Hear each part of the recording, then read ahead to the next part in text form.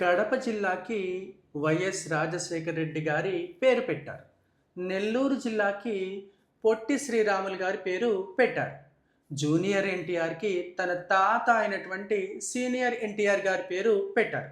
ఇలా ఒకరి పేరు మరొకరు పెడితే, అలాగే ఒకరి పేరు ఏదైనా ఒక స్టేడియం కానీ ఒక ప్రాంతానికి కానీ పెడితే ఎలా చెప్పాలి ఇంగ్లీష్లో? దానికోసం నేమ్ ఆఫ్టర్ అనే వర్డ్ని ఉపయోగిస్తాం. Name after, named after, named after. Right. The Kadapa district was named after. The Kadapa district was named after the late YS Rajasekhar Reddy.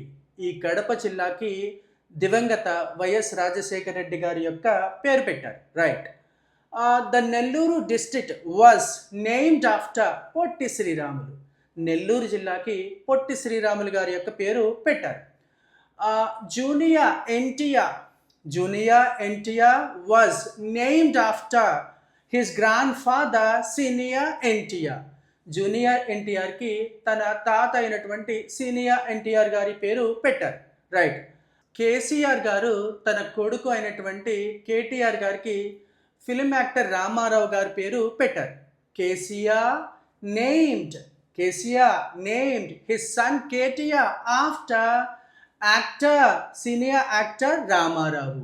Right. ఇలా చెప్పుకోవచ్చు. ఇంకా my elder brother was named after a grandfather.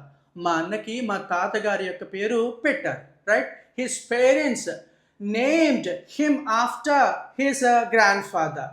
అతని తల్లిదండ్రులు అతని యొక్క తాత పేరు పెట్టారు. ఇలా ఒకరి పేరు ఒకరికి పెడితే నేమ్ ఆఫ్టర్ అనే దాంతో చెప్పచ్చండి.